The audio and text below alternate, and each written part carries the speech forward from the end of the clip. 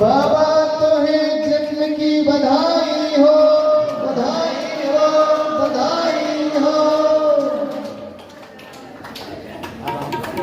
बोली नंद के लाला की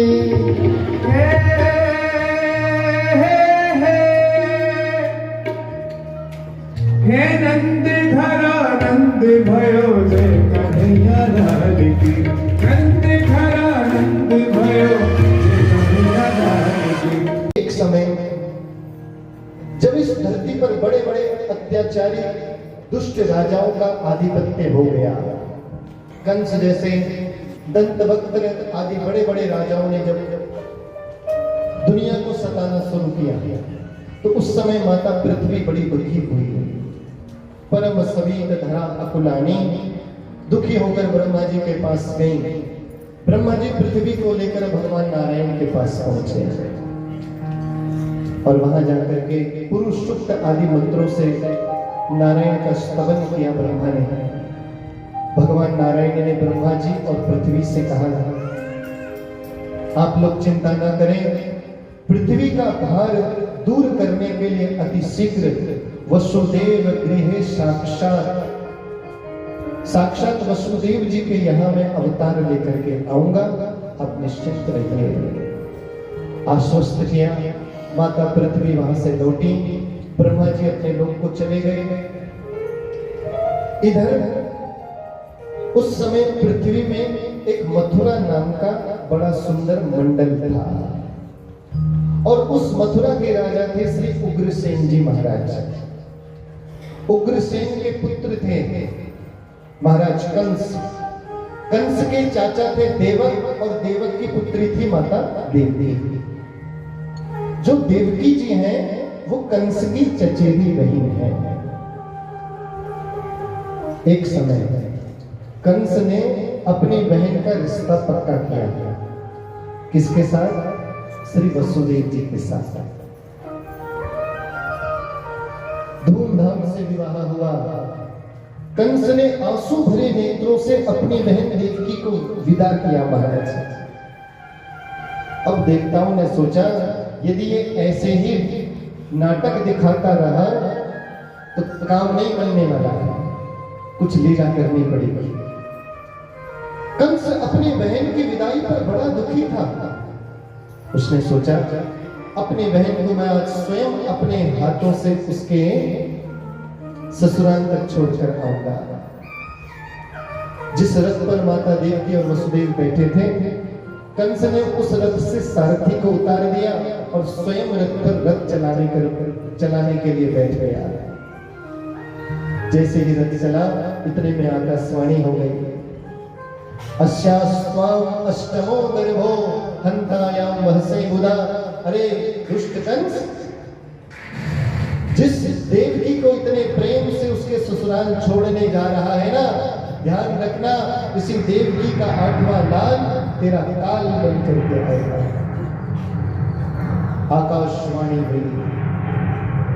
जिस कंस के नेत्रों से आंसू बह रहे थे, आकाशवाणी सुन करके वो आंसू रुक गए। कूद पड़ा वो रथ से और माता देवकी को बाल पकड़ते हुए रथ से नीचे खींच दिया। तू मेरे काल को जन्म देगी? ऐसा कभी नहीं हो सकता। मैं कंस हूं और कंस का कोई काल हो ही नहीं सकता। अपना अस्त्र निकाल लिया, माता देवकी को मारने का प्रयास किया। इतने में वसुदेव जी आगे आ गए, हाथ जोड़ करके कहने लगे, महाराज मृत्यु जन्म बताऊं वीरा देहे न सहजायते। ये क्या अनर्थ कर रहे हैं आप? आपका भोजवंश कलंकित हो जाएगा महाराज। किसी स्त्री का वध करना आप जैसे प्रतापी राजा के लिए उचित नहीं है। और ये केवल स्त्री नहीं है, आपकी बहन है। अपनी बहन का वध करके क्यों कलंक मोल लेना चाहते हैं महाराज? रही बात मृत्यु की, मृत्यु तो एक ना एक दिन हमेशा हर किसी के जीवन में आएगी ही आएगी। जिस दिन इस शरीर का जन्म होता है, उसी दिन उसकी मृत्यु भी निश्चित हो जाती है। अब इसमें इस देवकी की क्या गलती है कि इसके गर्भगत बालक से आपकी मृत्यु होगी? देवकी का कोई दोष नहीं है, इसे छोड़ दीजिए। बड़ी प्रार्थना की, पर कंस ने माता देवकी को नहीं छोड़ा। अंत में वसुदेव जी चरणों में गिरकर कहने लगे, महाराज यदि ऐसी बात है तो मैं वसुदेव आज आपको वचन देता हूं कि इस देवकी के गर्भ से जितने बालकों का जन्म होगा मैं आपके पास लाकर आपको सौंप दूंगा, पर आप देवकी को मत मारिए। रोते हुए जब कहा तो कंस उनकी बात मान गया, छोड़ दिया, लेकिन मुक्त नहीं किया। कारागार में दोनों को बंद कर दिया। समय पाकर के माता देवकी के यहाँ 6 पुत्रों का जन्म हुआ।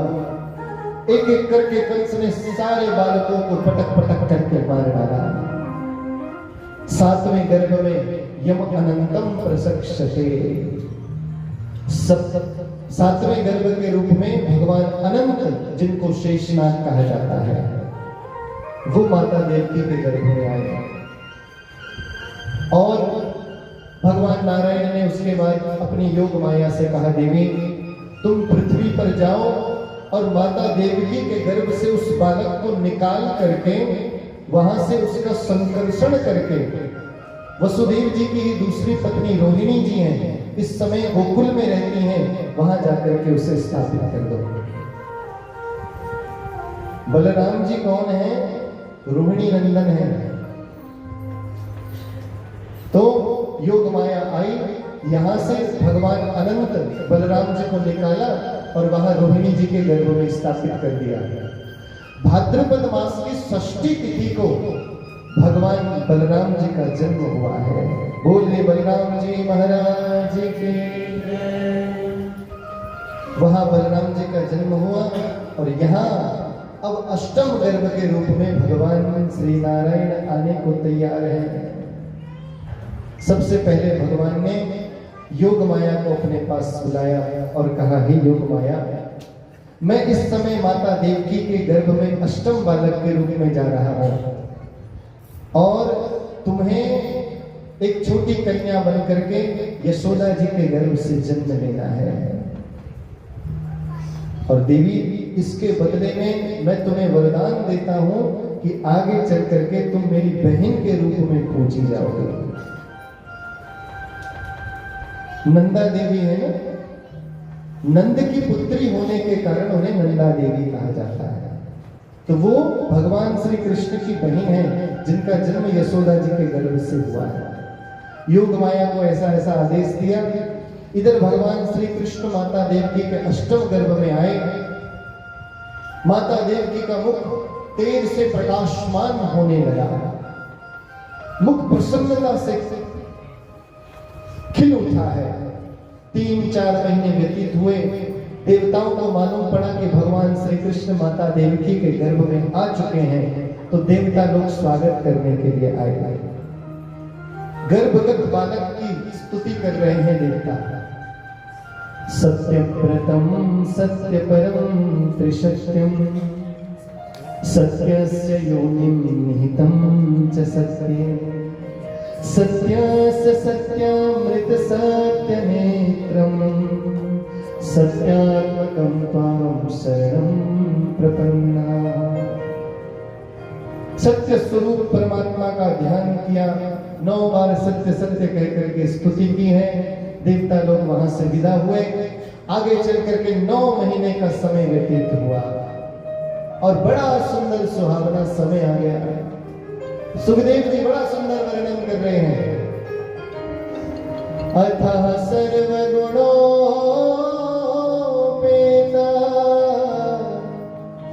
काला परम शोभना यर्हेवा जन जन्मर्क्षा सान्तरिक्षं ग्रहतारकम्।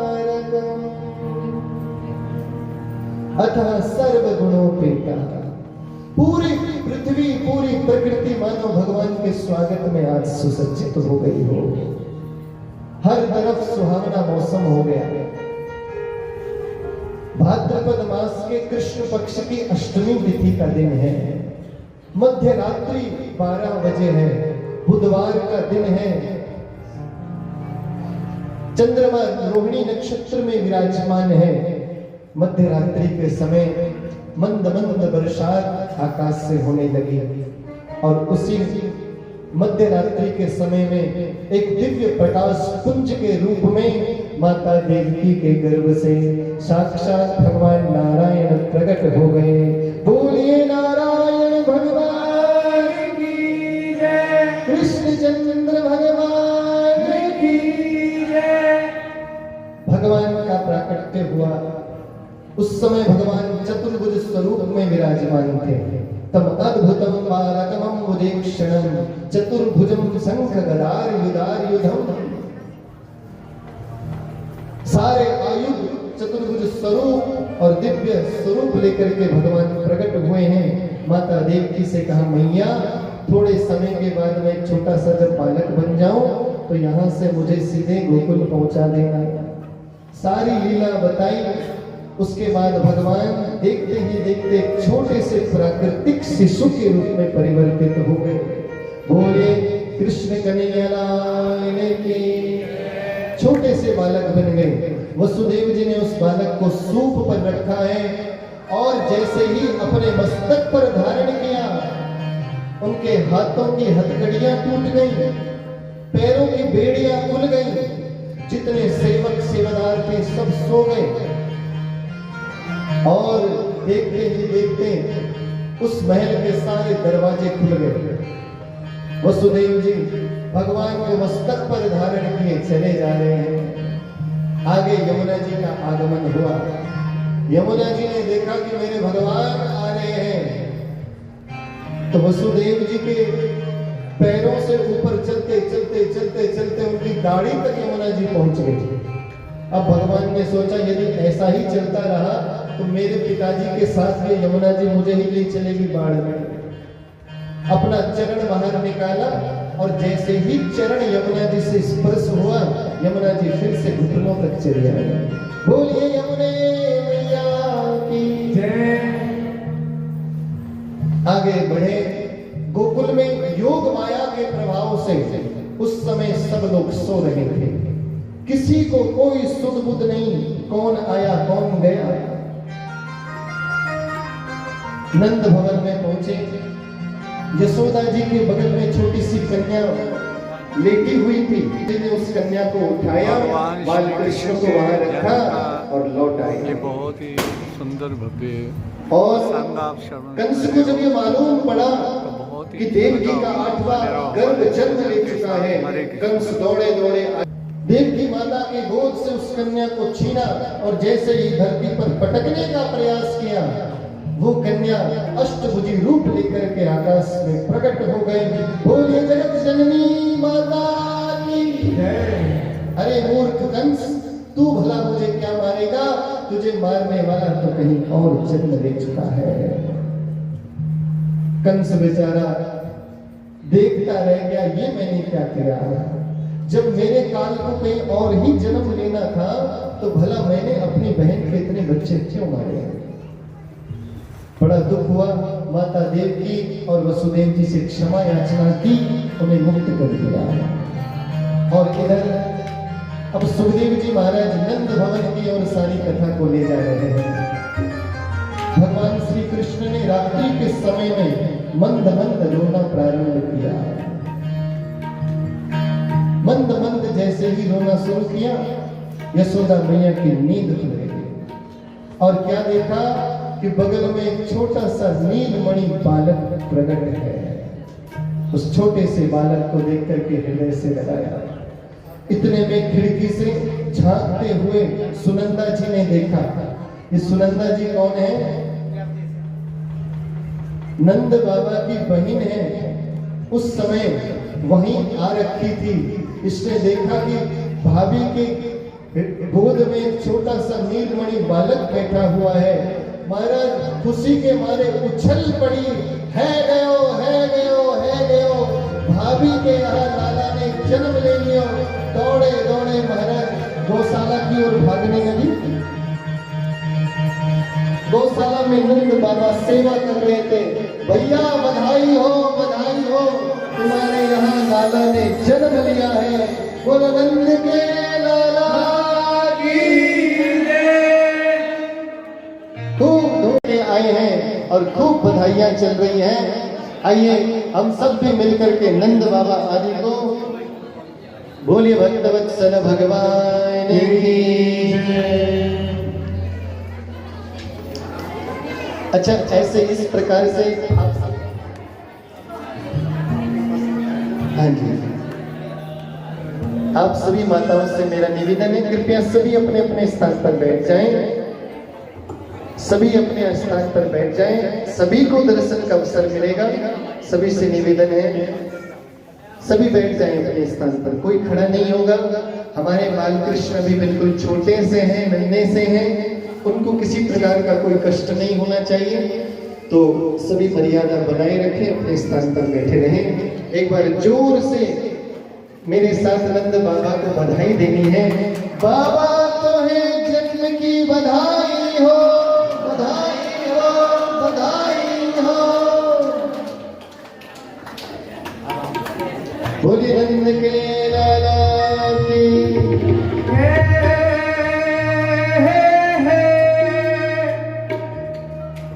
हे नंद घरा नंद भयो जय कन्हैया लाल की। नंद घरा नंद भयो जय कन्हैया लाल की। नंद घरा नंद भयो जय कन्हैया लाल की। जय कन्हैया लाल की, जय यशोदा लाल की। नंद घरा नंद भयो जय कन्हैया लाल की। नंद घरा नंद भयो जय कन्हैया लाल की।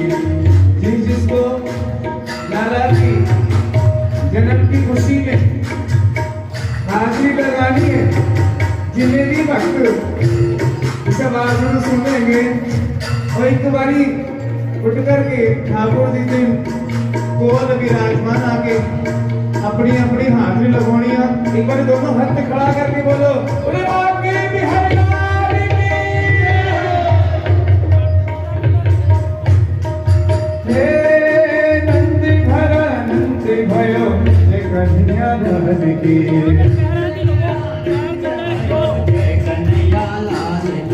जय कन्हैया लाल की, जय यशोदा लाल की। ये आनंद उमंग भयो जय कन्हैया लाल की। हे नंद घरा नंद भयो जय कन्हैया लाल की।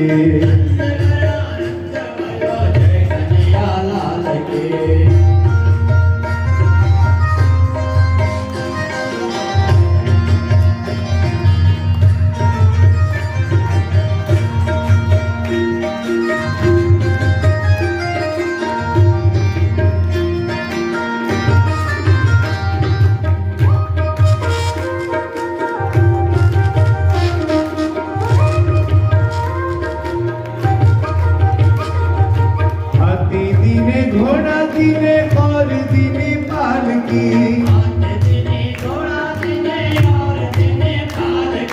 हाथी दीने घोड़ा दीने और दीने पालकी।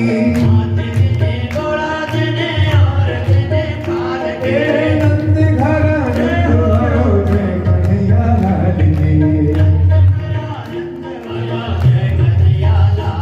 हे आनंद उमंग भयो जय कन्हैया लाल की। जय कन्हैया लाल की, जय यशोदा लाल की। हे जय कन्हैया लाल की, जय यशोदा लाल की। हे नंद घरा नंद भयो जय कन्हैया लाल की।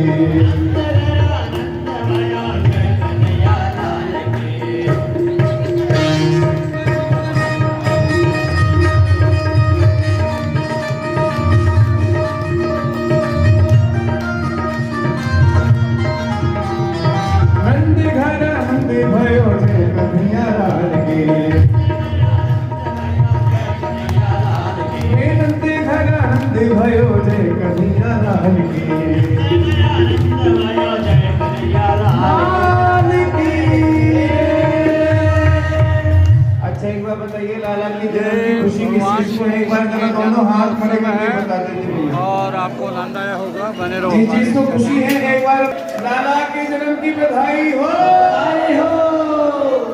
लाला के जन्म की बधाई हो। जिन्नी संगत है उन्नी आवाज नहीं है।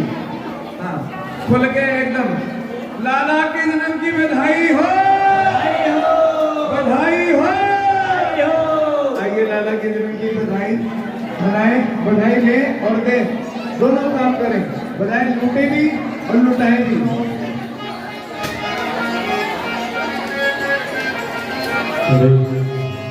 अरे बाजे बाजे रे बधाई मैया तोरे अंगना, बाजे बाजे रे बधाई मैया तोरे अंगना। ओ बाजे बाजे रे बधाई मैया तोरे अंगना, बाजे ओ मैया तोरे अंगना, मैया तोरे अंगना, ओ बाजे बाजे बाजे बाजे रे मैया तोरे अंगना, बाजे बाजे रे बधाई मैया तोरे अंगना, बाजे बाजे रे बधाई मैया तोरे अंगना, बाजे बाजे रे बधाई मैया तोरे अंगना। कैसा लाला बजा है जरा सुनिए।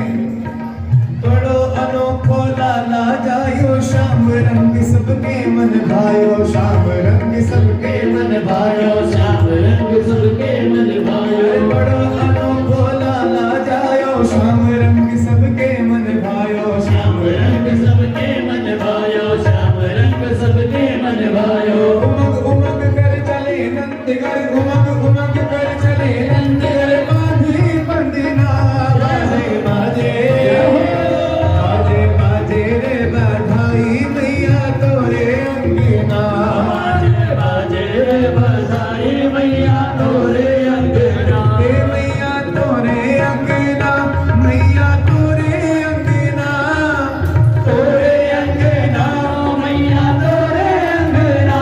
बाजे बाजे बाजे रे बधाई मैया तोरे अंगना। बधाई मैया तोरे अंगना। ब्राह्मण अपने वेद पढ़त है, नंद बाबा को दान, नंद बाबा को दान, नंद बाबा को दान। ब्राह्मण अपने वेद पढ़त है, नंद बाबा जुदान, नंद बाबा जुदान, नंद बाबा जुदान। ब्राह्मण अपने वेद पढ़त है, नंद बाबा जुदान, नंद बाबा जुदान, नंद बाबा को दान। पाग पिछोरा बाल देते हैं, पाग पिछोरा बाल देते हैं, गोपिन दियो पर हार, बाजे बाजे बाजे रे बधाई मैया तोरे अंगना, बाजे बाजे रे बधाई मैया तोरे अंगना। हे मैया तोरे अंगना, साची तोरे अंगना, तोरे अंगना मैया तोरे अंगना। बाजे बाजे बाजे बाजे रे बधाई मैया तोरे अंगना, बाजे बाजे रे बधाई